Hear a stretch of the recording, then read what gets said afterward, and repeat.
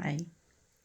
Um, I'd like to discuss very briefly the idea that the more we participate in spiritual exploration and the more that we try to go deeper inwards, we end up having more and more mystical experiences, spiritual experiences, all sorts of um, hearing, visions, and stuff like that.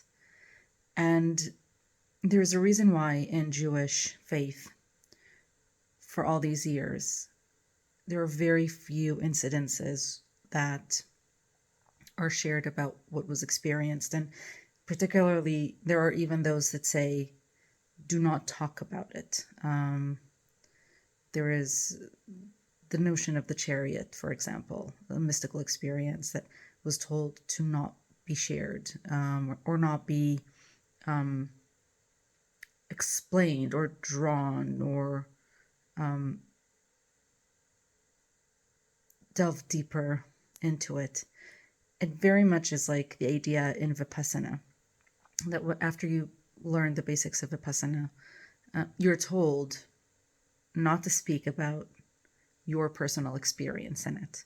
That if anyone is interested, then don't share what you went through, just recommend that they go and try it out for themselves. And the reason that, in my opinion, the reason that there is this, both in Vipassana and in Kabbalistic ideas, there's a fear of sharing this knowledge or sharing the experiences that one has when they delve deeper in spiritually, is because when we share what we go through personally, we start creating images and expectations in other people's minds.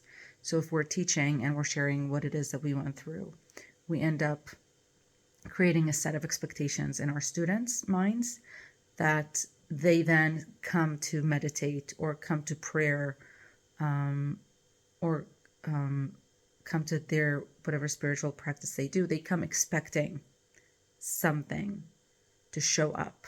They come expecting, even if they say they don't, it's very difficult, especially in the beginning, to be so open that even though you've heard and read and understood what others went through, that you're open enough to really receive any type of insight and spiritual moment.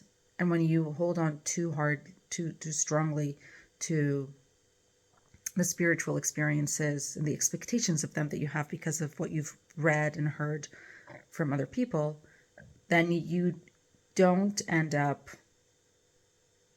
coming as clean as you can.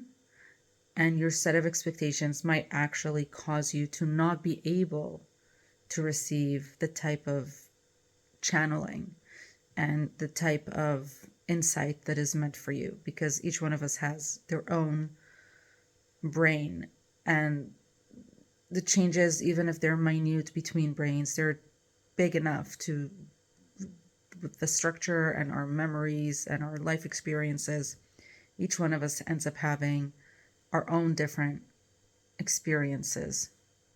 So sharing experiences is a very problematic place to be in because of that. It's a balance that one needs to walk between sharing what you're going through in order to inspire others, and on the other hand,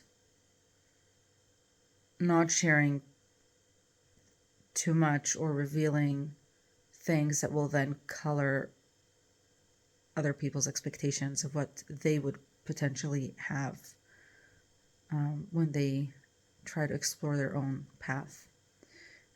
This type of worry of not sharing what you go through or your own personal experiences comes back to the idea, again, that is prevalent in Jewish teachings, that is, it really is about looking inwards, and it really is about your own personal experience.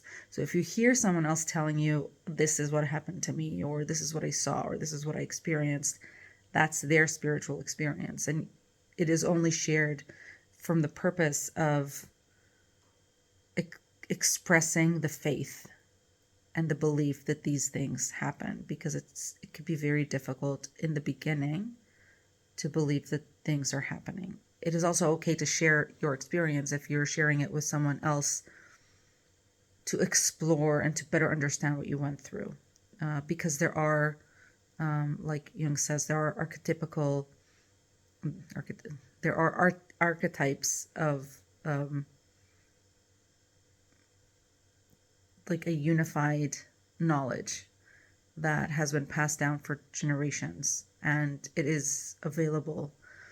And so sometimes when we tap into something deep inside of us, it could mirror something that had already happened and been experienced by other people. And so sometimes is just helpful when you share it in order to learn more.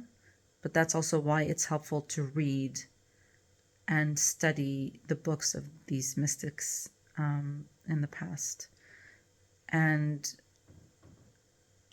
when you have an experience that keeps showing up in the books of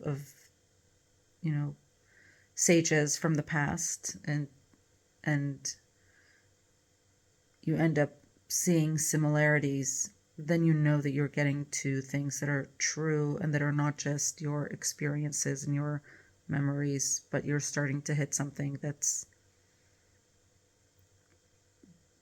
holds deeper truths to it, and then you can go deeper in that direction and start exploring and leaning into that direction. And sometimes that just opens up another room to explore.